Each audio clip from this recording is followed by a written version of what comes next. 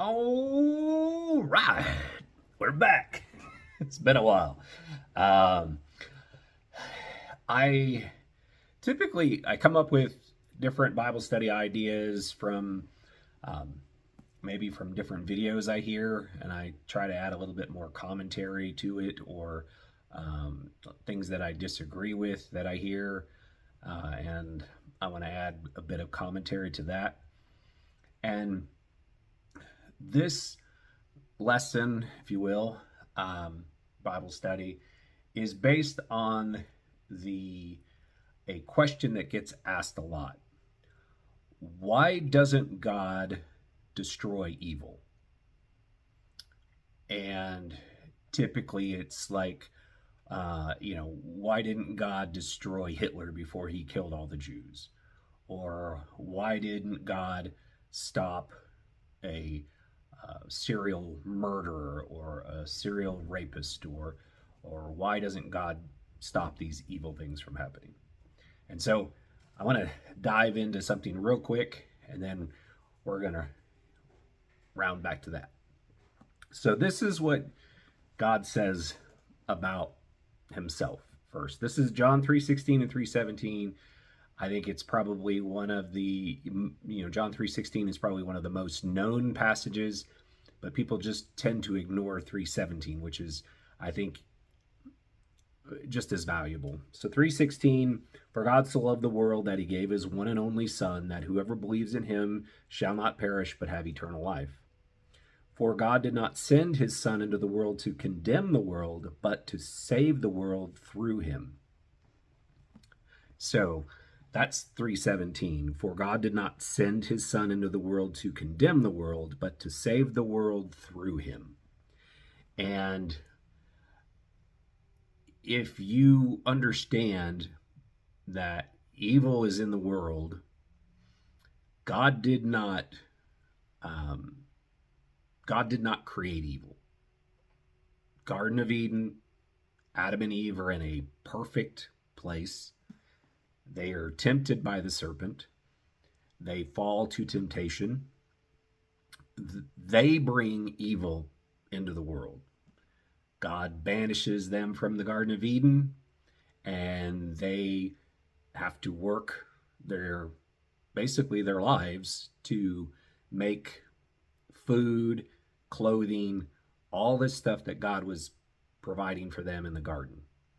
I don't want to say that they didn't work in the Garden of Eden, because I think they did, but the work was a lot less harder, because you read the curse of the Garden of Eden in Genesis, and you'll see that they had to work the land when they got kicked out. So anyway, their sin brought the evil in to the world, and which continues. And throughout generations, God wanted to bless the children of Israel. He wanted Abraham, the father, not God the Father, but the father of Jacob, Isaac, he wanted to bless his descendants. And by blessing them, give them the land of Israel, which was, another long story. But the children of Israel kept on being disobedient. God would tell them, don't worship these things, worship me. And they would worship those things. And then God eventually would destroy them. If I remember right, Israel was destroyed like 12 times and rebuilt 13 times, something like that, all because of their disobedience. The children of Israel got pulled into captivity by the king of Babylon. It seems like they got pulled into captivity a lot. And anyway, taking that and moving it into the future, God loved his children, all of us, so much that he sent Jesus as a sacrifice, a living sacrifice, to die on the cross to save us from the decisions that we've made.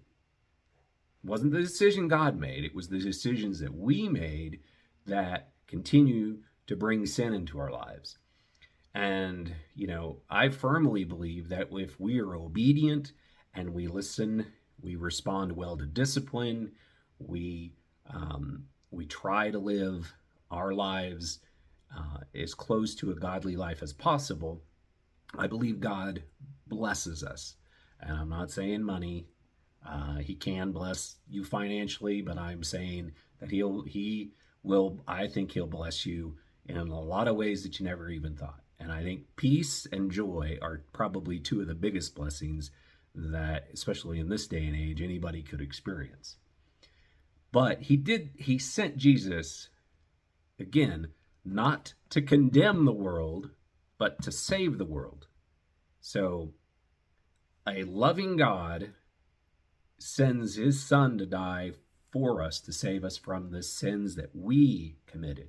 Now, one of those things is you say, well, it was Adam and Eve that were kind of ruined it for us. And it's like, I think each one of us have had that opportunity in our lives to make a choice whether or not we are going to do good or bad. And I think a lot of us chose bad, including myself. So we can't blame it on the sins of our forefathers or foremothers or whatever you want to call it. We all have that choice. Okay? So, in essence, when we choose to do wrong, we choose to do evil. When we choose to steal, when we choose to fornicate, which means having sex outside of marriage, when we choose to cheat, lie, any of these things, when we choose to do those things, we live apart from God's will. We are doing acts of evil. All right, this is all a setup. So, one of the questions that I brought up at the beginning is why doesn't God stop evil? Why doesn't God kill this person before they do these evil acts or stop them in some way? Well, that's all fine and dandy when you're looking at, say, a murder, a mass murder. Well, why didn't God stop that from happening? But then if we look at ourselves and we think, okay, God, stop evil from happening. Destroy evil in its path. Kill the evil person, send them to hell or whatever it is. Then you got to take a look at yourself. Are you okay with the evil that you're committing? Because if you're wanting God to stop evil, but you have evil in your own heart, in your own life, do you want him to destroy you as well? What I'm trying to get at is that we all have a freedom of choice to sin or to be obedient. And it seems like we're only okay for God to step in if it's some huge atrocity that we consider evil, but we're not looking at ourselves and looking at the evil that is in our own lives. And we want God to stop evil, but not this evil. My evil's okay. The evil that I do is okay, but not this. And I think we need to get away from that because evil is evil. The Bible says that one sin is no worse than the other. But what I mean by that is all sin will send us to hell if we do not have forgiveness. I think all have fallen short of the glory of God is the passage I was thinking of. All have sinned and all have fallen short of the glory of God. It doesn't matter the sin. Sin matters, but what I'm saying is a lie is a sin. Killing is a sin. Thinking about killing somebody in your brain is a sin. Thinking about fornicating is a sin. These are sins. These are evil thoughts, evil actions when they become actions. But we want God to stop the evil, but not the evil that we do. And I think I kind of got that point across, and I don't need to belabor that anymore. But I think we need to look at ourselves internally, into our brains, hearts, minds, whatever, and think about us. Think about our actions. Think about what we can change. Not about this thing out there in the world that's evil. Um, because I mean, you could point at all these other things and say, well, that's evil, that's evil, that's evil. God, why didn't you stop that? Why isn't the all loving God stopping evil?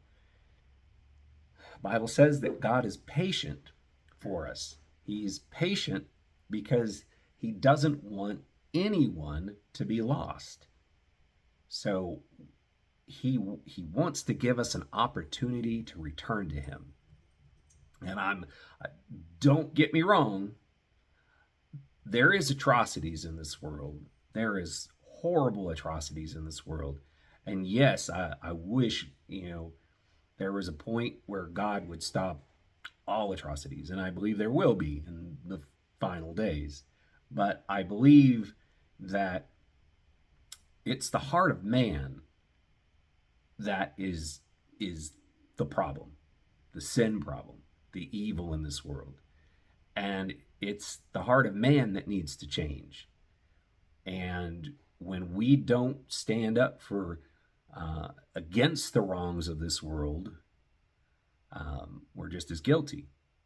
And going back to the analogy of Hitler and the Jews, had more of the Germans who were against Hitler stood up and said, wait, this isn't right, this is wrong, or other countries stand up, this is wrong, then things could have been a lot different. But I know standing up against the powers that be, or the popular opinion or the popular vote, outweighs sometimes what we should do. And I'm going to draw just a little bit, kind of going off on a little tangent here because it's my channel. I was watching a video, and this girl, it's at a gas station. This girl escapes a guy, and she's barely clothed.